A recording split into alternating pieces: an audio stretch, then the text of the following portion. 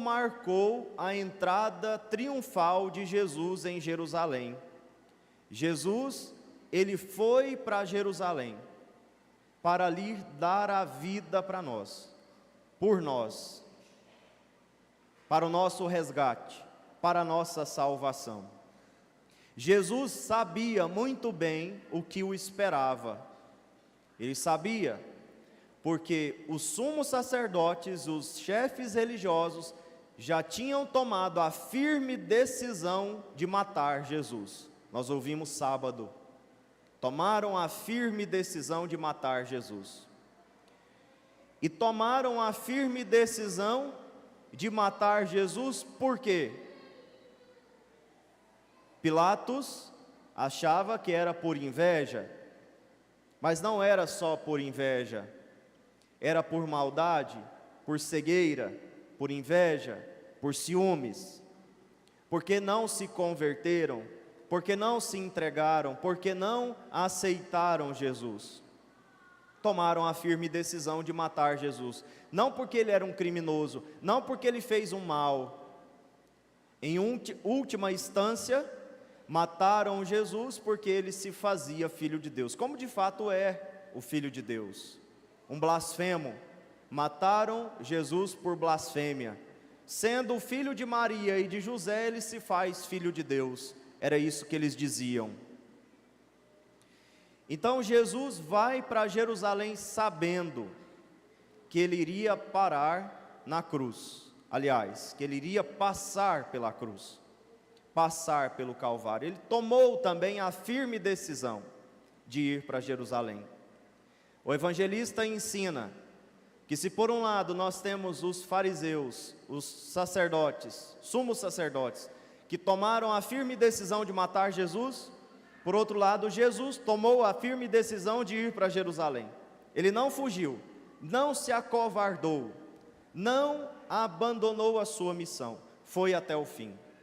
E na entrada de Jesus em Jerusalém, eles ainda iludidos, o povo iludido, achando que Jesus era um rei, era um Messias, era um ungido, era um Cristo, era um enviado, segundo as suas expectativas, iludidos por isso, eles ergueram as palmas, os ramos, estenderam os mantos pelo chão e cantaram, e gritaram, e aclamaram, Hosana ao filho de Davi, querendo coroar Jesus como rei, mas iludidos, achando que ele era um rei político, que ele era um rei que viria atrás de um canhão, de um tanque de guerra, e que iria destruir, exorcizar o Império Romano, pelo qual eles estavam subjugados, eles estavam submetidos. Então, a esperança das pessoas era que Jesus, ou que o Messias viria para restaurar, restabelecer o reino de Israel, o reino de Davi, dar força, riqueza, prosperidade, poder para o povo de Israel. Iludidos, achando que Jesus era este Messias, do jeito que eles esperavam, eles aclamavam Jesus como rei. Mas dias depois, estavam gritando, crucifica-o, fora com ele, solte-nos Barrabás, fora com ele, que o sangue dele caia sobre nós e sobre os nossos filhos. Veja como mudaram. A mesma população que aclamou Jesus, como nós fizemos hoje, dias depois estavam pedindo a cabeça de Jesus, pedindo a morte de Jesus, pedindo para soltar um criminoso, porque Barrabás era um revolucionário político. Então, parece que Barrabás dá mais vantagem para nós. Ele não vale nada, ele é um criminoso, mas entre ele e Jesus, solte-nos Barrabás, porque é mais vantajoso contra o império que solte ele. Então Jesus, ele entra em Jerusalém para dar a vida por nós. No primeiro momento é aclamado, no segundo momento é rejeitado, no segundo momento é desprezado. E o evangelho que nós ouvimos lá no lago, aparentemente contrasta com o evangelho que nós acabamos de ouvir, o evangelho da paixão, porque lá eles erguem os ramos e o aclamam rei. Aqui eles erguem a voz e pedem a morte de Jesus. Só que um evangelho que contrasta no coração dos infiéis, dos fiéis não, porque nós fiéis sabemos que o mesmo Jesus, que é sim rei, que é grandioso, majestoso, imenso, infinito, porque é Deus, este Jesus, ele dá a vida, ele se entrega e ele exerce o seu reinado, ele exerce o seu senhorio do alto da cruz. Para nós, isto não escandaliza.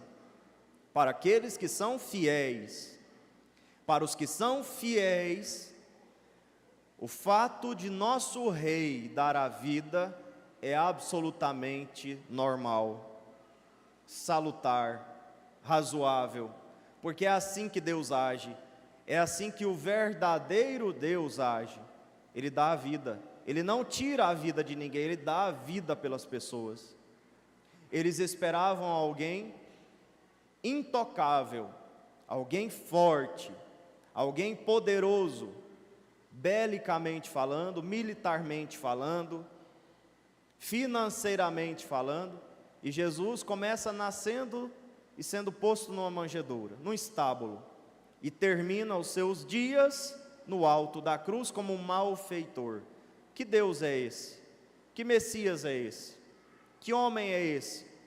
Se ele fez tanto bem às pessoas, por que não desce da cruz? Se é verdade que Deus o ama, por que ele não desce da cruz? É o que diziam. Então isso escandaliza os infiéis. Deus que se mostra na fraqueza, Deus que se revela na fraqueza, Deus que se revela na morte, na entrega, no sacrifício. Isso escandaliza quem não tem fé. Isso escandaliza. Primeira coisa, a liturgia de hoje mostra para nós que o nosso Deus é o servo sofredor, o que se entrega. E ele vai reinar do alto da cruz, ele quer reinar do alto da cruz, ele reina no alto da cruz. É assim que ele reina. Esse é o nosso Deus. A segunda coisa, e aqui eu termino, a parte que eu considero mais importante. Se em primeiro lugar, nós precisamos entender quem é Deus, como Ele age, como Ele reina, como Ele se oferece, como Ele se mostra, se revela. Ele é o servo sofredor. Em segundo lugar, e de repente a parte mais importante, porque a primeira torna-se inútil se nesse segundo momento eu não aceitar esse Deus. Não basta eu saber que Jesus é assim, eu preciso aceitar, eu preciso acolher esse Deus, eu preciso aceitar que Ele é assim. Ah, padre, mas eu aceito. Será que nós aceitamos? Será que nós aceitamos que Jesus muitas vezes mostra o seu poder, a sua força na fraqueza, na aparente derrota? Será? As pessoas que não aceitam este Deus, geralmente falam assim: mas por que Ele fez isso? Por que Ele permitiu tal coisa? Por que isso aconteceu comigo? Por que Ele não fez nada? Por que Ele não curou? Por que Ele não salvou? Por que Ele não livrou? Por que Ele não fez o milagre? Por que Ele não interveio? Interviu.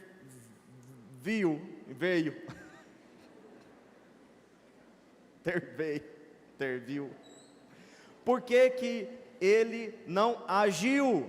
Por quê? Se Ele é Deus, se é verdade que Ele é Deus, por que Ele está na cruz? Porque eu estou na cruz. As pessoas que não aceitam Jesus, geralmente Esta é a palavra mágica de quem não aceita Jesus tal como Ele é. Por quê? Para quê? Aliás, por quê? Por que desse jeito? Por que Ele não agiu? Por que não curou? Por que morreu? Por que deixou morrer? Por que não fez um milagre? Por que deixou brigar? Eu disse, se por um lado nós temos que entender como é o nosso Deus, por outro lado a gente tem que aceitar, acolher, porque senão Ele não será o nosso Deus. Eu vou procurar outro. E quantas pessoas nos momentos cruciais procuram outros deuses? Ah, não resolveu aqui, então eu vou no centro espírita. Não resolveu aqui, então eu vou fazer uma macumba. Não resolveu aqui, então eu vou procurar aquela mulher que disse que devolve o meu namorado em 3 dias, a minha mulher em 3 dias, devolvo o amor da sua vida em 3 dias, viu no poste o anúncio e foi atrás. A palavra de Deus diz que Ele é o servo sofredor, mas não interessa, eu não quero esse Deus, crucifica-o, fora com Ele, solte-nos Barrabás. É assim, quem não aceita, quem rejeita Jesus tal como Ele é, e Ele é o Deus verdadeiro, no momento crucial o abandona, no momento crucial foge, no momento crucial escolhe Barrabás, muda de religião, muda de igreja, vai em seitas, e às vezes até perde a fé, não acredita em Deus nenhum, não existe nada. Mas por que não existe? Ah, porque não fez o que eu queria. Eu fui à Trindade a pé, eu fiz novena, eu fiz sacrifício, eu rezei terço todo dia, eu fui à missa, eu fiz a minha parte, ele não fez a dele. Esse Deus não existe, e se existe, Ele não me ama, e se Ele não me ama, não me interessa, então não quero saber de Deus. O Deus católico é falso, fora com Ele. Vou atrás de outras soluções, porque eu quero solução. Pense comigo, se você entende tudo, se você consegue compreender todos os mistérios da ciência, da religião, do universo, das galáxias, se você consegue compreender tudo, quem é Deus é você. Você é Deus. Você acaba sendo Deus porque não tem como. É absolutamente razoável que você não consiga compreender todas as coisas. E é absolutamente razoável acreditar em Deus mesmo assim, mesmo nesses momentos, porque Deus não engana e Deus não se engana. Ele é muito bom, infinitamente bom, Ele é sábio, infinitamente sábio, Ele não mente, Ele não se engana, Ele não engana. Então eu vou crer sempre, eu vou confiar sempre em cada circunstância da minha vida. Mesmo nas difíceis, eu vou crer, vou confiar, vou me entregar, vou aceitar este Deus, mesmo pregado na cruz. Prestem atenção no que eu vou falar, prestem atenção. Nosso Deus faz milagres, muitos, e sobra provas de milagres, feitos, realizados na Igreja Católica. Cada santo tem que realizar 2 milagres que a ciência não pode comprovar. Quantos milagres Deus fez ao longo da história da igreja e continua fazendo hoje. Então nosso Deus faz milagres. Ele curou a sogra de Pedro, por exemplo, é um grande milagre, né? Outros teriam deixado morrer, ele foi lá e curou a sogra de Pedro. Ele curou a sogra de Pedro. Ele levantou doentes, paralíticos, fez cegos ver, surdos ouvir, mudos falar. Ele só fez o bem. Ele tirou Lázaro do sepulcro depois de 4 dias. Ele fez muitas coisas e faz. Só que antes de curar o cego, antes de curar o paralítico, Ele já está lá com ele, unido a Ele naquele sofrimento. O nosso Deus cura os paralíticos. Mas antes disso, ele se deita no chão com aquele paralítico, na cama, se une a ele. Ele cura os surdos, sim, mas antes, ele é o Deus que escuta os clamores. Ele é o Deus que fala aos corações daqueles que não podem ouvir. Ele fala, ele está lá sussurrando a sua palavra, a sua misericórdia, o seu amor, o consolo. Deus cura os mudos, mas ele escuta antes, aquele que não pode falar, ele escuta os seus clamores, as suas aflições, os seus sofrimentos. O nosso Deus está presente antes do milagre acontecer. E é isso que não entra na nossa cabeça, porque a gente só acredita vendo. A gente só acredita quando levanta o paralítico, quando faz o mudo falar, quando faz o cego ver, quando faz o surdo ouvir. Aí sim, Deus está comigo, Deus existe, Deus me ama. Ele estava com você, no momento do seu sofrimento, Ele estava ali, falando aos seus ouvidos, falando ao seu coração, sustentando você e a sua família para resistir. Ele não esteve com você só na cura, só no milagre, Ele sempre está, e esta é a realidade que não entra na nossa cabeça, precisa entrar. Por isso eu repito, não basta nós entendermos quem é Deus, bom, Ele é o servo sofredor, mas eu não quero, não adianta, se eu não quero, se eu rejeito, eu quero outro, eu prefiro Barrabás, dá mais vantagem, dá mais lucro, não basta, é preciso saber e é possível aderir a Ele.